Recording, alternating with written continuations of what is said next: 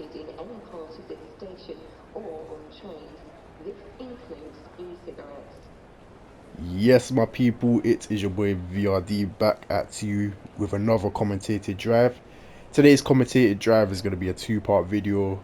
Simply going to be driving on the Gospel Oak to Barking line. So the Goblin, the Goblin line.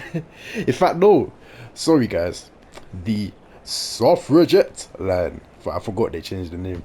Yeah, we're going to be taking a drive on the Suffragette line from Barking Riverside up to Gospel Oak and then back. So the video is going to be split into two parts. Normally I would just do it as two separate videos. Well, that is what I'm doing, but it's going to be a two-part video as opposed to literally two separate videos. I hope that makes sense. But yeah, so without further ado, we're going to get set up here. This is one of my favorite one of my favorite routes, guys. One of my favorite routes. The class 710 has been modeled beautifully. Absolutely stunning train, gorgeous. So we're going to enter the back cab. Simply, no, we're not going to set the driver reminder appliance, and the reason for that is because there's a little glitch on the class 710. I'm not sure if it's been fixed yet, where if you set the DRA in the back cab, you won't be able to take power. So for that reason, we're not going to set the DRA in the back cab. I would normally do that on other trains, but we can't do that here. So yeah, all we're going to do is ensure that the tail light switch is in the correct position, which it is. It's in the auto position and our key isn't in. So that is everything in the back cab checked. Just going to ensure that our tail lights are being displayed correctly, which they are. So we're going to make our way up to the front. We're not due out of here for another 15 minutes or so, so we got plenty of time. Loads of time, man. And here we are up at the front end of this train. Just ensuring that we have the two tail lights being displayed correctly once again. Entering the front cab here. And first thing we're going to do is immediately head over to the safety systems isolation switch panel over here. Open the little cabinet. And we're simply looking for the two switches that are in the horizontal positions. So those being the TPWS/AWS isolation switches. Switch. um, turn that into the vertical normal position and do the same with the vigilance/DSD isolation switch. Get the cabinet closed. You don't want to leave that open because that's going to annoy you while you're driving along. Sit to your bottom in the driver's seat. Driver reminder appliance set. Come over to the master key port, insert your master key and the F&R switch. I think this has a different name on the class 710, but I can't remember, so do forgive me. I'm going to refer to it as the F&R switch today. That goes into the what's it called, the secure position, which is the equivalent to neutral. So we're gonna do that now. Acknowledge the AWS reset by pressing the acknowledge the AWS self-test sequence by pressing the AWS reset button. It's 5:14 in the morning, guys, and that's the time I'm recording this at, so do forgive me. Game time is synced up with real time once again. You guys are fully aware that that is something I like to do. Next thing we're going to do is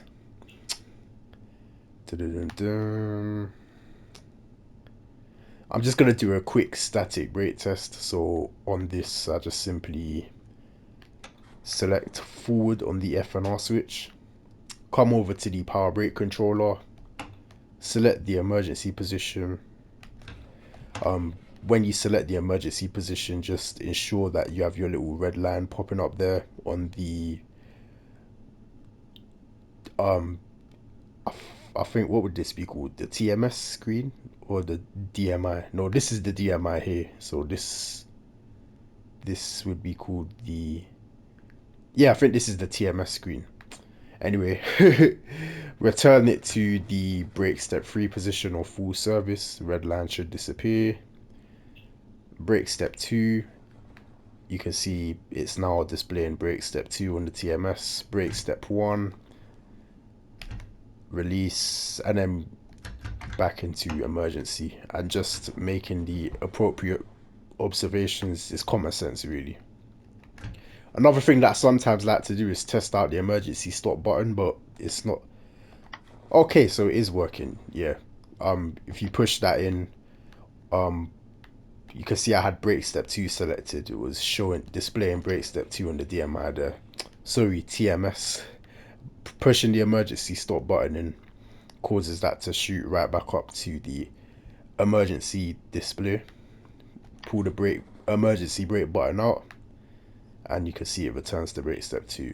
But sometimes the emergency brake button doesn't actually work. It's a bit unpredictable, but on this occasion it was working. Or the emergency brake button does work, but the display reading on the DMI is a bit unpredictable sometimes. But that is the static brake test complete. So we can return that to brake step 3 and return that to neutral. Gonna get our doors open. Going to set the headlight switch to the day configuration, and the tail light switch can remain in the auto position. Just gonna quickly pop outside and ensure that those are being displayed correctly, which they are. Just got two white lights literally being displayed. No bright headlight on one side and LED light on the other side. It's just literally two bright lights on these newer trains. Get the doors closed. I was not meant to open the window, but to be honest, you might as well leave that open. It wouldn't hurt. And the doors are closing. The doors on the class 710 trains are somewhat realistic in the sense that they close themselves after a certain amount of time, but they don't interlock, which is what happens in real life, more or less. Anyone who travels on trains in the UK and possibly other countries know that the doors do close themselves. On the newer trains, at least, the doors will close themselves after about being open for a minute, just to maintain the temperature inside the train. So yeah, that's a little fact for you guys. They're not going to be interlocked until I press the door close button, but we're not ready to leave yet, so that is something I'm not going to do. Is there anything else? I think that's it. On the GSMR handset thing here, you can register yourself, but it doesn't work until the service in game commences, and that is scheduled to happen at 5:31. So I'm gonna wait. You can see I can try to do it now. Confirm the register, and then register.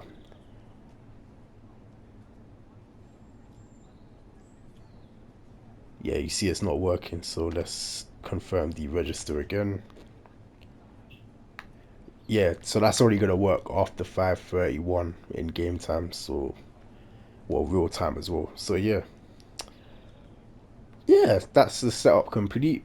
We're just gonna sit here and wait for our scheduled departure time. So I'm gonna edit down the video now, sip on my latte, and I will catch you guys in a bit. Right, my people, so we are within 2 minutes of our scheduled departure time. What I'm going to do is come over to the GSMR handset, press the registration button, let it run through its little sequence, and we can now see head code 2 Juliet 00 has appeared with the GSMR GB indication as well. So GSMR has been configured correctly and is functioning fine. We've also got a green signal now, so just gonna keep that in mind. I'm gonna get the doors interlocked in about the next 30 seconds or so. On our journey today, we're going to be calling at Barking, Woodgrange Park, Wanstead Park, Leytonstone High Road, Leighton Midland Road, Walthamstow Queens Road, Black Horse Road, South Tottenham, Haringey Green Lanes, Crouch Hill, Upper Holloway, and finally Gospel Oak. So it's a nice 45-minute run. It's only 13 miles and 13 stations, funnily enough. But yeah, because you're stopping at all the stations and it's a low speed limit, it takes about 45 minutes.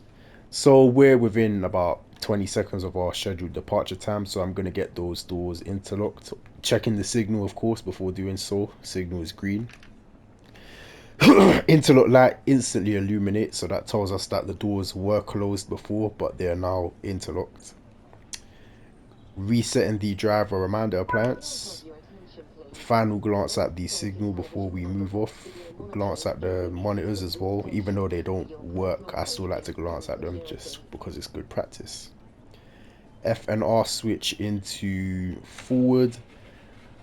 And moving off in a class 710, what I normally do is obviously release the brakes and select 50% of power. Okay, that is embarrassing. That is very embarrassing. Right, I forgot to raise the pantograph, so we're gonna do that quickly just so we can draw power from the overhead cables. All we need to do is select AC system, press the AC system select button, and then press the pan up button. And the train should now be drawing power from the overhead cables. And you can hear all the electronics starting up as well. Right, let's try that again. Green signal, forward on the F and R switch. And as I was saying, in a 710, release your brakes. 50% power. You can see you got a nice little brake light there. Let's just sound the horn for those P-way workers down there. I'll talk about that brake light in detail when there's not as high of a workload, but yeah, I find that's a nice little feature that they put in as well. Speed limit departing from Barking Riverside is 25 miles an hour. So we're just shutting off power now. Instantly raising to 40 miles an hour once we're clear of the crossover there. So just waiting for the back of our train to be clear of that. So speed limit is now 40 miles an hour. Gonna accelerate up to 30 miles an hour.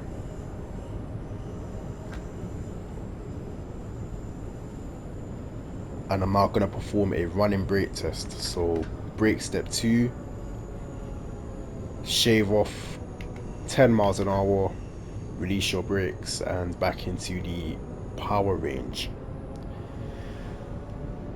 So yeah, just bear in mind, I did see this on a forum or in the comments of a YouTube video somewhere. It was an actual driver of class 710s, and they basically said that when you're departing from stations in one of these things, it's 50% power until you reach 5 miles an hour, and then after 5 miles an hour you can go beyond 50% power, and that's just to ensure that the passengers aren't thrown about, because these trains have ridiculous acceleration capabilities, so just keep that in mind. Speed limit is about to go up to 50 miles an hour, and we're about to enter a very steep downward gradient, so I'm going to tap on the brakes very quickly just to stop us from exceeding 40 miles an hour. 50 mile an hour speed limit comes into force just at the end of this downward section here. So as the gradient levels out, you should see the 50 mile an hour speed board appear any minute now. I think it's just beside this signal here. Yeah, there it is there. So just waiting for the full length of our train to be clear of that. We did take a little while to get out of Barking Riverside because of that nonsense with the pantograph, so I'm gonna drive a bit aggressively just to ensure that we don't run late.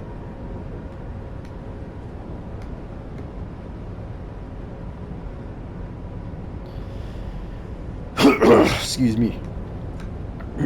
Speed limit will be going down to 40 miles an hour in about, I'd say, 3/4 of a mile. So just keep an eye out for that.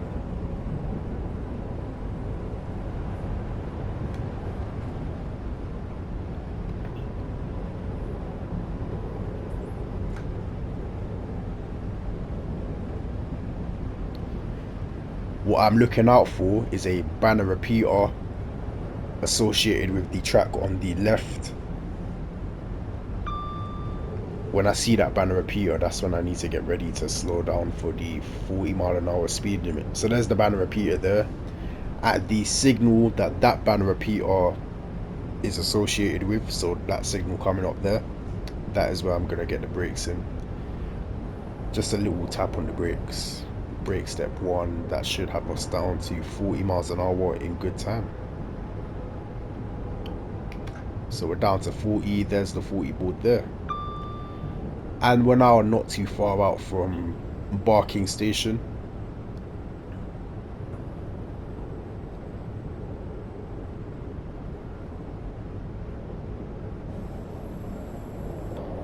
Just letting the train coast into the station, not really going to bother applying any power to maintain 40 miles an hour. Aiming to enter the platform at about 20 miles an hour here, so I'm going to make a brake step 2 application around now. The platform is literally just on the other side of this little tunnel section here. 25 miles an hour into the platform is okay as well, you can get away with that, but just be on your guard because these stopping positions are really not too far along the platform at all. See, I had to go into brake step 3 there just to prevent me from flying past the stopping position. I reduced down to brake step 2 and we have a door release on the right. Something else I read about these trains is that you can remain in the forward position on the F and R switch, and brake step 2 is your minimal holding brake for being in stations. So you can do brake step 3 and neutral if you want, but brake step 2 and forward is also acceptable, so I heard. Right, let's not waste too much time here. What's our signal aspect? Green signal, can just about make that out. Get those doors closed because we are running slightly late, not too late. Well, we're technically on time, but it doesn't feel on time. Signals green, doors are closed and interlocked. So 50% power. Speed limit is now 45 miles an hour. 100% power because we're now at 5 miles an hour. Speed limit, excuse me. Sorry guys. sorry. I need to learn to clear my throat before I start recording.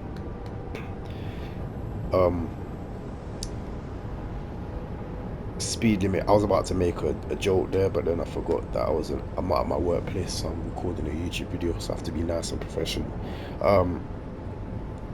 Speed limit's 45 miles an hour. It went up to 45 miles an hour just before entry into Barking Station. I'm always tempted to call that station Stratford for some reason. I don't know what it is. I think it slightly resembles Stratford Station, so I have my brain always wants to call it Stratford. So if I do at some point call it Stratford by mistake, I apologize. But yeah, speed limit went up to 45 miles an hour just before Barking Station. Next station is Woodgrange Park. Woodgrange Park, my people. Just tapping on the brakes there to keep us below 45 miles an hour.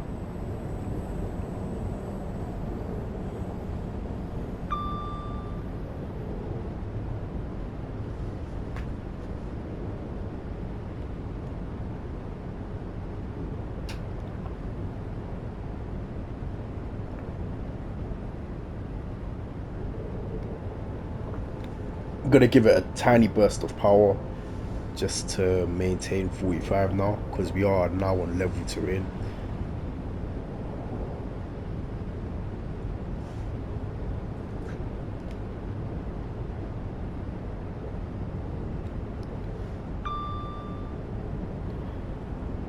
And we're now not too far out from Woodgrange Park Station.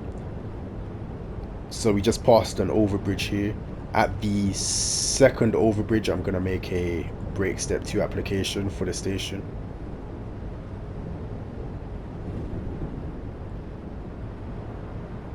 So getting the brake step 2 in now. Reducing that down to brake step 1 just to ensure we don't slow down too quickly. Back into brake step 2. Again, aiming for about 20 to 25 miles an hour coming into these stations. But just always keep your guard up because the stopping positions can catch you off guard sometimes. like the one at Barking did.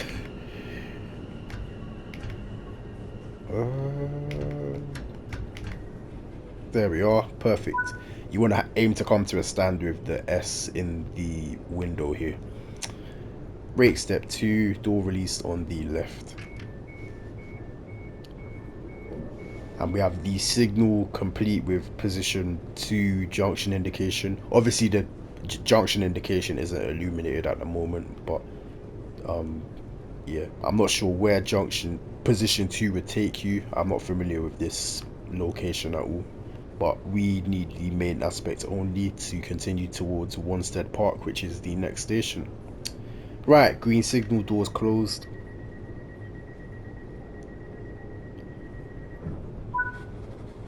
Perfect.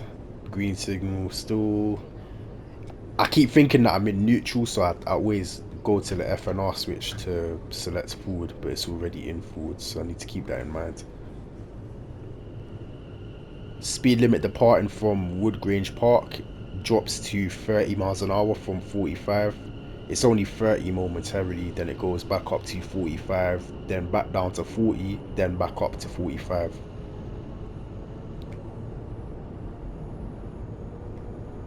So I'm just being light on the power just to keep us below 30 until we reach the 45 zone. There's the 45 board there, just waiting until the full length of our train has cleared that. Speed limit is now 45, but like I said, going down to 40, so I'm just literally gonna accelerate up to 45 and then tap on the brakes. Just making a little burst of brake step 1 there just to bring us below 40. There's the 40 board there, hiding behind the overhead cable pillar or whatever you would call that. What do you call these again? I've forgotten the name for these. Is it stanchion or something? I think they're called stanchions. And there's the 45 board, so the drop down to 40 is only momentary, whatever the word is. But we're not too far out from Wanstead Park Station now, so not gonna bother accelerating up to that. Getting a brake step 2 application in. Bit too fast into the platform here, so brake step 3. Don't make me go into emergency, please. Alright, select an emergency. That's how you want to do me, fine. Do me like that, I don't care. We're on the platform. That's all that matters. Door release on the left. And look, we got the stopping position. We managed to get the stopping position in the window still, but it was the wrong window, so you know.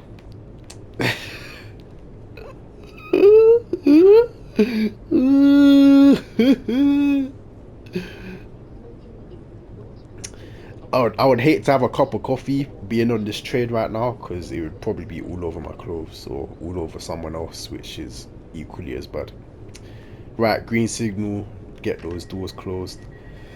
No, but I'm actually going to be serious. Like, I'm not, because I'm actually, like, I have a very high standard that I like to hold myself to when it comes to train simulation. So I can't be coming across as not being able to drive, and yeah, I'm a very competent person, I'm very capable, so I need to act like it. Next station is Leytonstone High Road.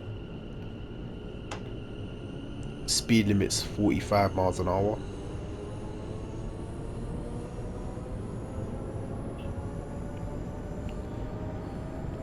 And I think between Wanstead Park and Leytonstone High Road there is I think there's a slight upward gradient. It's upward or downward, but I can't actually remember. The HUD's there as well. I can easily look at the HUD, but I don't want to. I don't like looking at the HUD at all. Like I said, I'm only playing with the HUD just to make it a bit better for you guys, so you guys can see what I'm doing regarding the power, and like so you guys can understand the speed limits and all that. So yeah, looking at the HUD is something I'm trying my best not to do. But yeah, I think we're on an upward gradient at the moment. And I've actually, what's the breaking point for Leytonstone High Road again? So I think it's uh, left to right. Okay, so no, I remember now. Midway through the second left-hand bend. So we had the first left-hand bend. We went round the first right-hand bend. So midway through this bend that we're entering now is where I want to get the brakes in for Leytonstone High Road, if my memory serves me correctly, which I'm sure it does. So getting the brake application in now. Could just about see the platforms coming up there. Because the speed limit on this route is so low, you can almost drive on sight, but it's not recommended. You're better off just having set braking points. But you can almost get away with driving on sight, as in braking when you see the stations. But I wouldn't advise it, because if you end up driving in fog or something, poor visibility, poor visibility. What is happening with me? I can't speak. I can't stop accurately. Good lord. But yeah, you guys know what I'm getting at. Let me sip on this latte.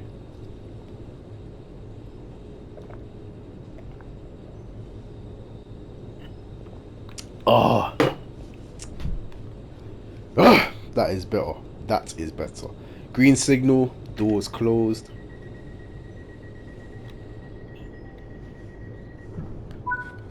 Interlocked. Let me explain the brake light thing to you. So all this does is just it just lights up when the brakes are applied. So that is it's a cute little thing that they've obviously built into this, which will it just it's useful for dragging brakes and whatnot. I know dragging brakes aren't a thing in Train Simulator. I do wish they were. I do think that random faults should be simulated in Train Simulator, but I don't know. Maybe we can get that in Train Sim Mode 5, along with temporary speed restrictions. But yeah, so that extinguishes when you have when the brakes are released. So it's it's useful for moving off, just to know that your brakes are fully released, so you can comfortably apply more power and stuff like that. Again, this is something that the average train sim player probably wouldn't even bother thinking about, but for someone who's obviously playing this game in a realistic manner, it is good to know. Also worth mentioning, speed limit went down to 40 momentarily through the last station, but it's now gone back up to 45. And at the GSMR mast that you can see coming up on the left, I'm gonna get my brake application in for Leighton Midland Road station. Leighton Midland Road, my people. I've left that too late again. This is bad. This is actually bad, you know. Good lord.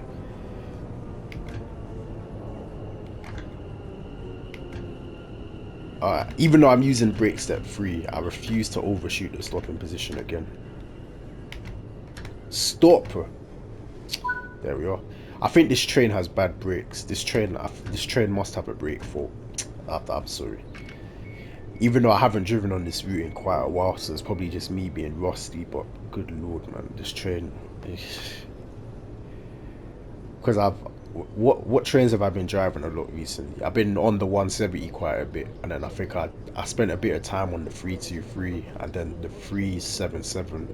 No, 387. I did a 387 run not too long ago. So yeah, but the class 710 should have better brakes than this. I'm sure the brakes would be better than this in reality. Because the class 710, this is a young fresh train. Fresh meat. So yeah, I don't know, man. Speed limit's still 45. What I'm gonna do is accelerate up to 40. The reason for that is we have a bit of a downward gradient coming up between here and the next station, which is Walthamstow Queens Road. So I'm just accelerating up to 40, and I'm gonna let gravity do its thing.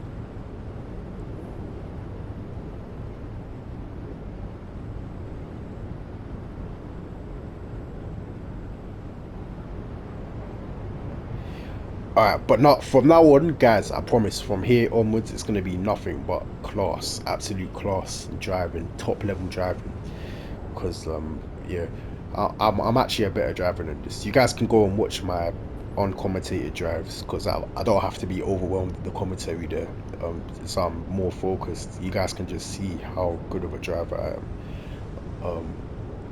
And that statement has been backed up by people in the comments as well. So that's not me having my head up my own. You know what? I'm actually very capable. So please don't. If this is the first video you've seen by me, please don't have a bad impression. Just acknowledging the driver safety device there.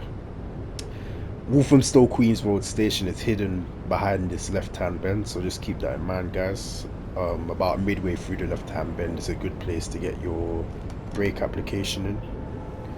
But you're on the downward gradient, so again, keep that in mind. You want about 25 miles an hour into the platform.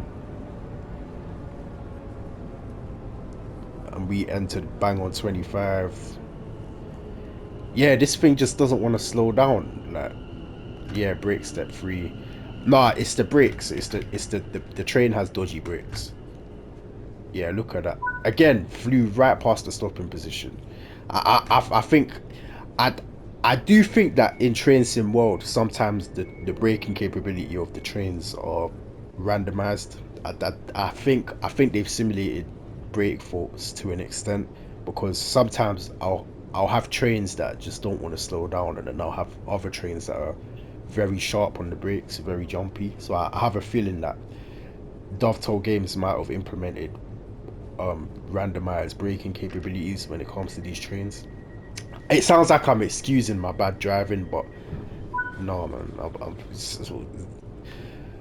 But it actually, either way, it's still not an excuse for me to be overshooting the stopping position like that. I just need to adapt to the circumstances and brake earlier, which is what I'm now gonna do. Next station is Black Horse Road. So, guys, the truth is, everything you've seen up until now is an example of bad train handling technique. Okay, that's the truth. I was just pretending, I was acting. Okay, so now from here, it's actually from here now, from Walthamstow Queens Road onwards, because that's more or less the halfway point of the route. That is where the good driving technique will come into play, and you guys are going to see the difference here. So speed limit 45 miles an hour. At the end of these series of overbridges, that's where you want to get your brakes in for flipping Black Horse Road Station. You can see the lower adhesion board there, so around the lower adhesion board, get your brake step 2 application in. And I'm also going to enter the platform at 20 miles an hour from that one. 25 just seems a bit too overkill. The guy that drives these in real life on the forum did say 25, but at 25, I feel very uncomfortable entering these platforms at 25 miles an hour in a train with brakes like this. The brakes must be way more effective in real life for him to be able to enter 25. Enter at 25. Imagine entering at 25 in the rain, or even in the autumn. That's curtains. You go ice skating, boy. There we go. That's what I'm talking about. Look at that. Look at that. Cha. Door release on the left. We don't have a platform starter signal, so we have to refer to our AWS visual indication, which is blank. It's a bit weird. It doesn't look like it's blank, but it is blank. On the train like this, when the visual indication is being displayed, the yellow sections would be filled in, but you can see it's sort of what's the word for this? There's a word for that, but I can't remember. But when it looks like that, that is blank. Yeah. We are starting to run very late, so I'm not gonna yap about too much. I'm gonna move like lightning from now on. Next station is South Tottenham. South Tottenham, you know. Personal belongings with you at all times, please. Have you got an armored windscreen on this? Do you know, I shouldn't be making jokes like that. Speed limit's 45 miles an hour. Drop into 20 miles an hour very soon. So what you want to do is accelerate up to 45 or 46 in this case. Why don't you? At this signal here, get ready to start braking. In fact, you know what? Brake at the signal, because there's not really anything else to use as reference.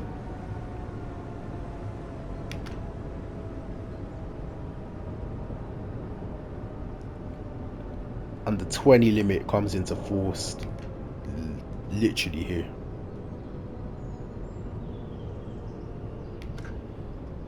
It's just for this little bridge here. After the bridge is weak, I guess, you know.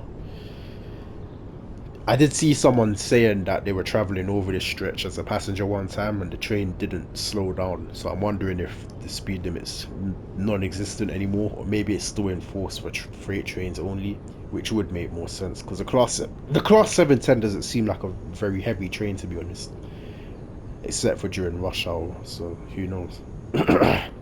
And speed limit returns to 45 miles an hour, but shortly goes back down to 30, I believe. 30 and then 20. No, it's just 30. Sorry, it's 20 in the other direction. So yeah, keep that in mind. We're not too far out from South Tottenham Station.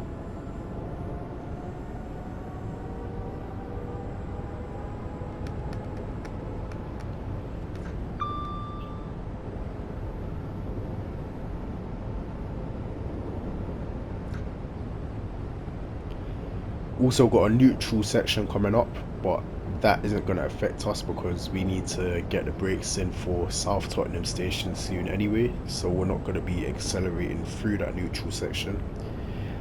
At the shunt signal you can see there associated with the adjacent track, and that is where you want to think about getting your brakes in. I'd say just after passing over the trailing point there, that is where you want to get your brakes in for South Tottenham Station.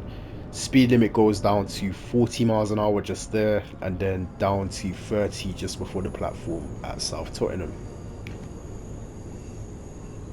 But because you're already slowing down for the station, you're not going to need to worry about those. It's just if you're driving a train that doesn't stop here, which is very unlikely, but not unheard of. Maybe if you're doing one of the late night services or the early morning services, who knows. But yeah, man. Here we are, South Tottenham. Tottenham!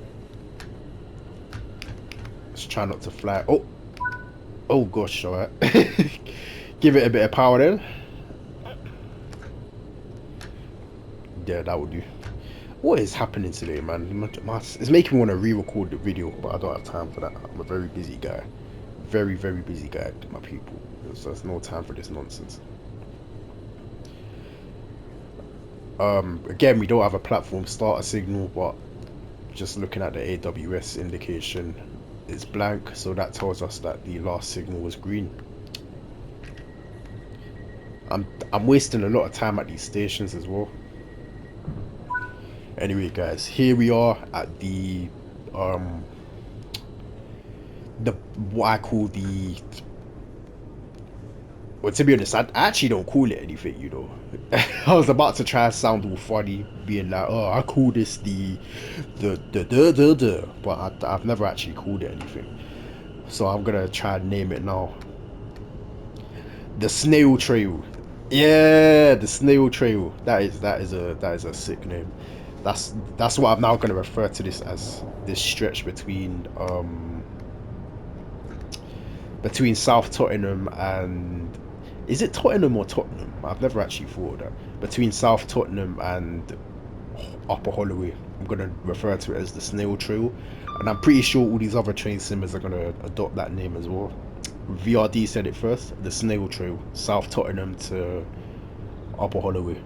The reason it's called that, or the reason I've called it that, is because the speed limit is 30 miles an hour for that entire distance, and it's about 3 miles, literally just 3 miles of doing 30 miles an hour. Can you believe this nonsense? No idea why. Your guess is as good as mine. It's ridiculous. Like, we're on a straight section of track right now. Why is the speed limit 30 miles an hour? Why? Tell me. What is the reason? Come on, man.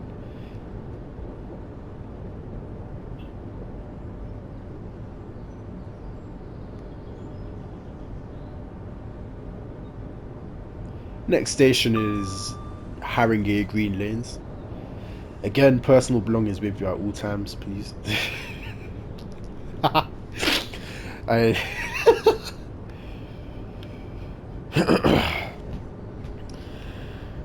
this train is this is this, do you know what? It's not as bad as the London Bridge to East Croydon service. That train is that bro.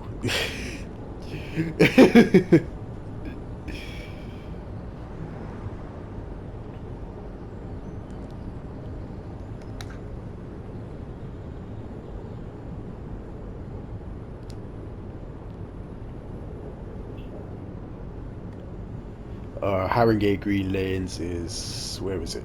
Just around this corner here. But traveling at 30 miles an hour, you can definitely drive. You can definitely drive on line of sight, so you don't need to worry about braking positions. Just brake when you see the platform coming up. But obviously, aim to be doing about 20 to 25, entering the platform, of course. But you're gonna see the platform way before you need to put the brakes in. Is what I'm trying to say. And we have a nice upward gradient at Haringey Green Lanes in this direction, so don't need to worry about flying past the stopping position. Guys, I promise I don't smoke. I don't know why my throat's acting like this. I know no nonsense in the comments about that as well. Like, don't even think about it. Alright, green signal, closing those doors. Interlocked. Next station is Crouch Hill. Crouch Hill, my people, Crouch Hill.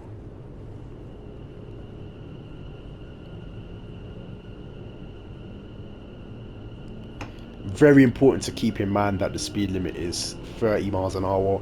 If I was driving on time, I think I would only select about 75% power, just to act as a reminder that the speed limit is 30 miles an hour. But because I'm not running on time, I want to try to claw back as much time as possible. I'm gonna go straight into full power.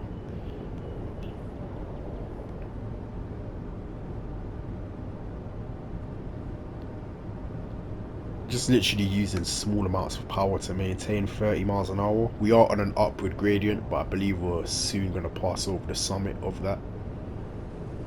Passing beneath the East Coast mainland, and you do get AI traffic going over that little bridge there. Well, that's not really a little bridge, big bridge. If you have the East Coast mainline DLC, you get the 801 going across, and if you have the Class 700 DLC, you get that going across as well. I've only ever seen a 700 go across there, and I've driven along this route probably about 20 times now in total, possibly more, and I've only ever seen a 700 go across there doing one, like when I was on one of my trips. So yeah. I do like the freight traffic as well. Oh, is that a light local? Oh, actually no, it's not. It's got flatbeds. Are those called flatbeds? Yeah, I'm sure those are called flatbeds. When I'm at a station and I see one of those go past with the little flatbed wagons there, it's so tempting to jump on them. I always wonder, if I was to jump on that, where would I end up? Never try that, guys. It's not worth the risk. Your life is important. This is Crouch Hill Station, my people. Crouch Hill Station. Bit of a fast entry into the platform. Yeah, I'm gonna need a bit of brake step 3 because we are now on a downward gradient. Stop! Oh, okay. A bit of power again.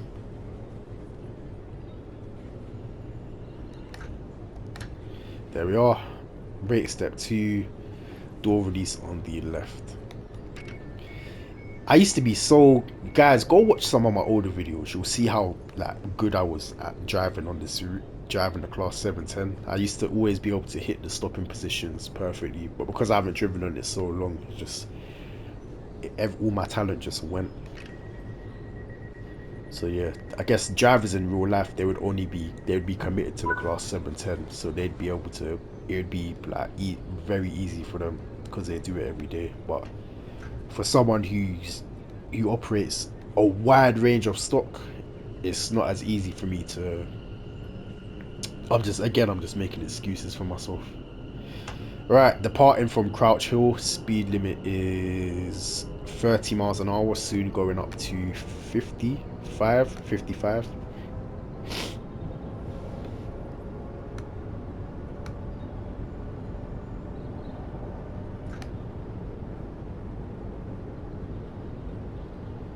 At least my route knowledge is all good.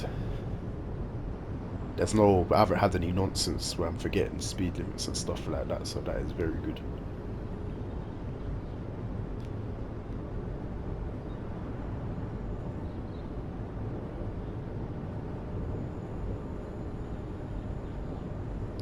It's actually insane how easy it is to remember routes in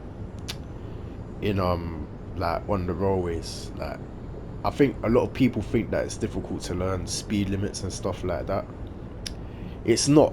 When you it's a bit. If you just imagine yourself driving on a road, you're driving on like it. It's not exactly the same because the roads are. Oh, I can't describe it. Anyway, here's the commencement of the 55 limit just attached to that signal there. I'm not gonna bother accelerating to that because Upper Holloway Station is right there. I'm gonna get into what I was about to get into in a sec. We just need to depart from this station. Well, to be honest, I can just talk about it now because I don't need to call out what I'm doing anymore because I've done it too much times already. So yeah, I feel like a lot of people think that it's difficult to memorize a route in Train Sim World, but it's not. It's honestly not, especially when you're doing it with notes. I think I memorized the majority of. Oh, stop! Yeah, I memorized the majority of this route using notes. I think this is the only route I've actually memorized using notes. All the other routes I just watched YouTube videos over and over again. But it's really not that difficult, and the reason it's not that difficult, last signal is a green aspect. We don't have a start signal here. The reason it's not that difficult is because give me a sec, guys. Okay, so speed limit departing from here is 55, soon going down to 40, and then down to 20 on the approach to Gospel Oak, which is the next and final station, and 15 miles an hour into the platform. So just keep that in mind. So I'm not gonna call out when I'm actually breaking for these speed limits because I'm gonna be talking about the memorizing routes and whatnot, but just observe what I'm doing. So yeah, the reason why I say it's not that difficult to memorize a route is because, okay, no, memorizing it is difficult. I'm not gonna lie. It's hard to. Learning the speed limits is difficult. It is mentally demanding. But once you remember them and you're actually driving along the route, it's not a thing where you're like, oh, what's the speed limit here again? Oh wait, where is that speed limit? It's not like that. The reason why is because the speed limits stay where they are. That they're in the exact same place. You're gonna brake in the exact same place for that speed limit. So, in a sense, it's like driving a car. Say you're driving a car, you're doing 50 miles an hour or whatnot, and there's a sharp bend coming up. Get some serious braking in because speed limit goes down to 20 miles an hour at this signal here.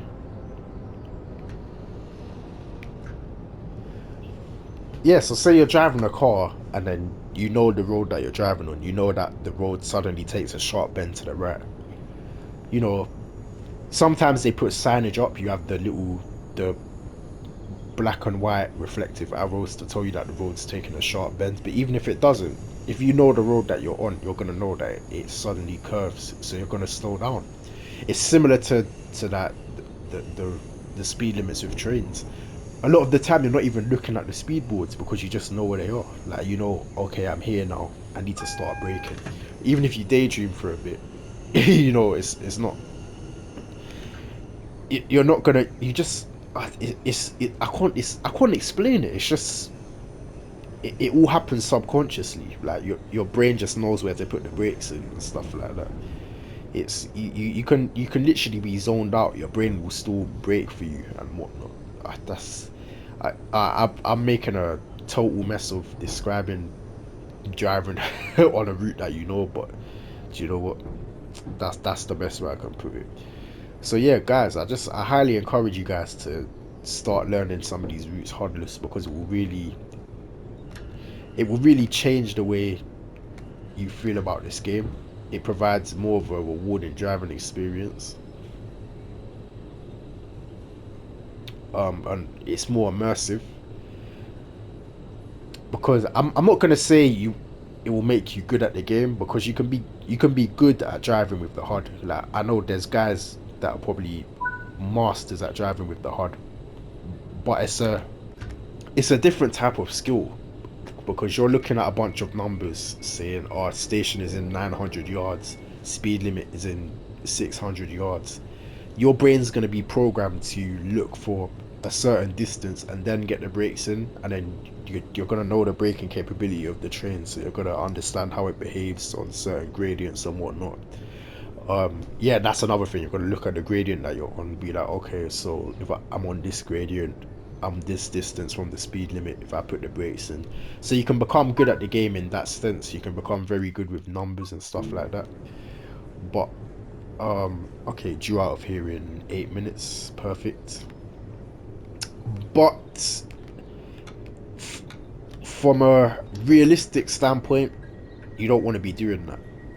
If you're aiming to play this game in a realistic manner, HUD-Less is the way forward, or minimal HUD, even minimal HUD like what I'm doing, because even though it's telling me what the current speed limit is and the current gradient, that I'd say that would be the equivalent to a driver being sat with the sectional appendix on his lap while driving along, which isn't unheard of. Some drivers probably do that.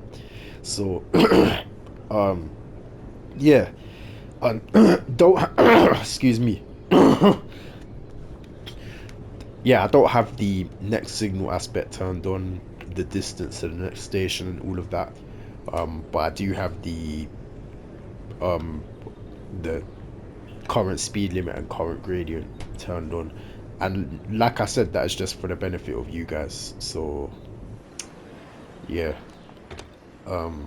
I'm not sure how I ended up talking about this, but anyway, that concludes part one of this commentated drive. We're gonna head back to the other end and get set up for our return journey back to Barking Riverside. I'd like to thank you guys for taking the time to watch part one of this rather chaotic journey. Constructive feedback and criticism is more than welcome in the comment section below, and is highly appreciated. If you'd like to further support the channel, please consider liking and subscribing. I will catch you guys in the next one. Love.